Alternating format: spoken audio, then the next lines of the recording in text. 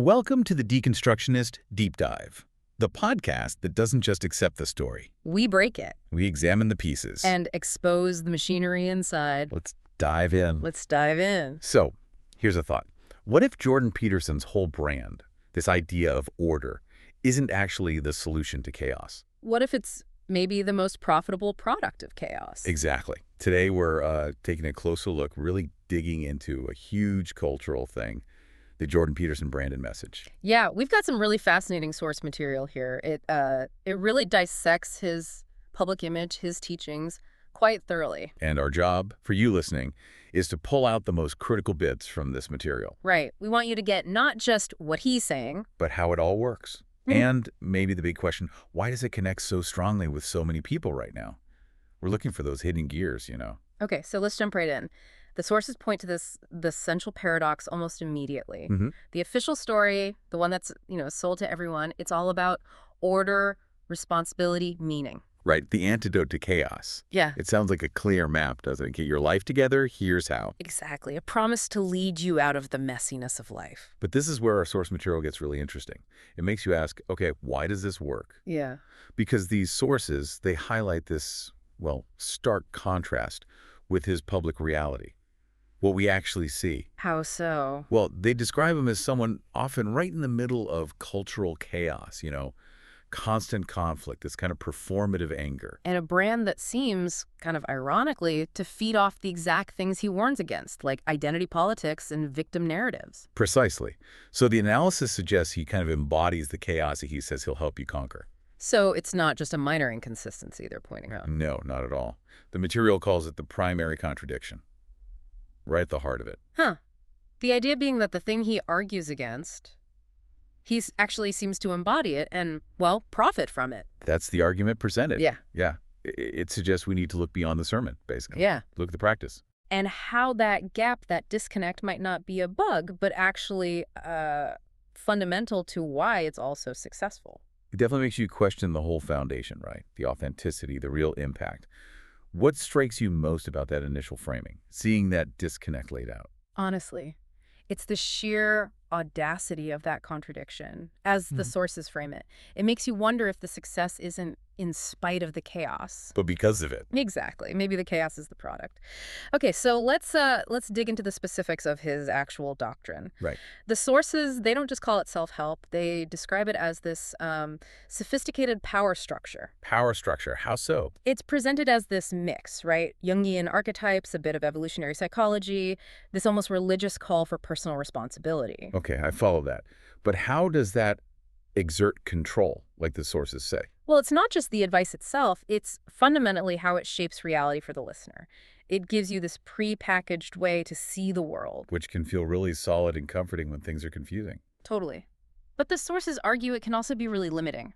They break it down into a few key mechanisms. First, defining reality. Okay. It sets up these fundamental, almost biological binaries.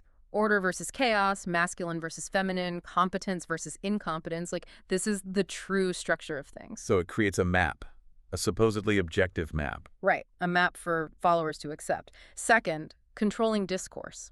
How does that work? The material says it labels opposing ideas, postmodernism, certain feminist theories, social constructionism, not just as different views, but as pathological or ungrateful or historically illiterate. Wow, okay, so it's not just disagreeing. No, it's trying to shut down the conversation, discredit the opponent's right to even speak. Got it. And the third? Managing bodies and identity. This is where it gets really personal.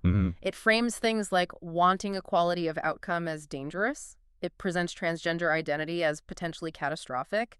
It pushes this pretty restrictive, biologically based view of gender roles. So the power lies in defining what's natural versus what's a dangerous deviation.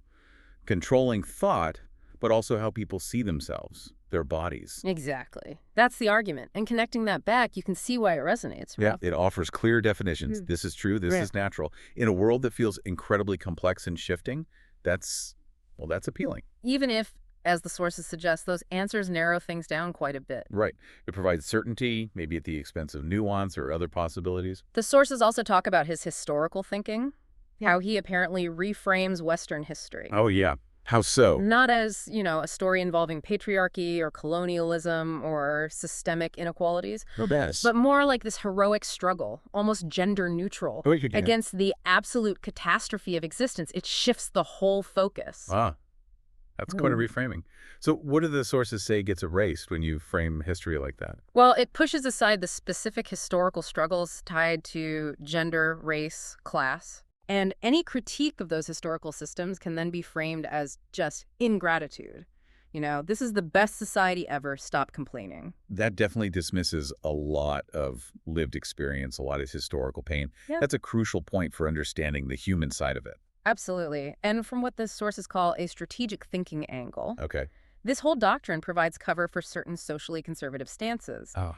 By wrapping skepticism about things like gay parenting or climate change action or trans rights, wrapping it all in this sort of clinical, archetypal language. Ah, so it presents these positions as objective truths Yeah. outside of politics. Exactly. The material suggests it's a clever way to normalize views that might otherwise spark more debate. And in doing that, it builds this really dedicated audience. Right. The sources argue it gives a sense of purpose and a clear enemy, these postmodern neo-Marxists, especially, they suggest, for young men feeling adrift. It hands them an identity. The noble warrior fighting chaos, a defined role, a mission. So if you strip it all down, what are the sources saying it does? Well, according to them, it basically works to keep things as they are, the status quo, By making calls for social change seem pathological. by making traditional hierarchies seem natural, And by taking all that anxiety people feel about the world. and pointing it inwards towards self-improvement instead of outwards towards maybe changing the system. So it's like a defense mechanism for the current social order, just dressed up as personal growth. That's the analysis presented, yeah.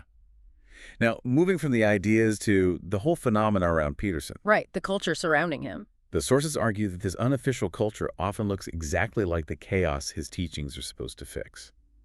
This is where that systems thinking really clicks in. You mean his whole commercial operation, the books, the tours, the online stuff? Exactly. That whole economy, the sources say, quietly depends on the chaos it publicly condemns. Oh. Fueled by controversy, right?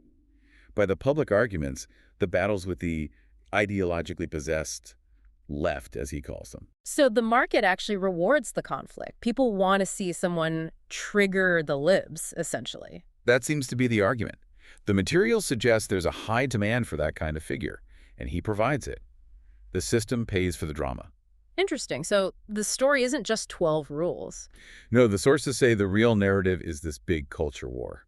And followers aren't just looking for self-help tips. They're rallying behind a general, fighting an enemy. It becomes this whole emotional saga, persecution, rebellion, redemption. It's way beyond just philosophy. It taps into something deeper, primal maybe. Yeah. And this translates, the sources suggest, into how followers actually behave, the practical thinking aspect. They often end up doing the very things the teachings warn against, spending hours fighting online, getting sucked into the anger and tribalism. That the order was supposed to help them rise above. Exactly. They might try the beef diet, but maybe not the stoicism. They pick up the anger, the fight, but maybe not always the responsibility part. So connecting that to the bigger system, what role does Peterson play, according to this analysis? The sources suggest he functions like a perfect pressure valve. Pressure valve. Yeah. He takes all that real economic anxiety, social anxiety, especially among young men, Okay. and instead of letting it turn into a critique of, say, capitalism, which he actually defends, Right. he channels it into a cultural war Yeah. against feminists, against universities, whatever. So it contains that energy, makes it safe for the existing economic system. That's the argument. He lets off steam so the engine doesn't blow, kind of preserving the structures he seems to be railing against. Wow. Okay, so this whole thing, it's not unique to him, is it? The sources mention a broader pattern. Right. They identify this recurring structure. They call it the guru industrial complex. Guru industrial complex. Sounds catchy. It is. And the mechanism they describe is fascinating. It's basically a system where someone preaches something like transcendence or order or being anti-materialistic, while at the same time, they're building this huge commercial empire, often profiting from the very chaos or materialism they say they're against. So they critique the system. But not to tear it down, more to, carve out a profitable niche within it. Okay, examples. Where else do we see this, according to the sources? Well, they point to a few areas. The wellness industry, for instance. Yeah. You have figures selling authenticity, mindfulness, as the cure for capitalist stress. But they sell it through expensive retreats, branded supplements, online courses. Exactly. Using the very capitalist tools they imply are the problem.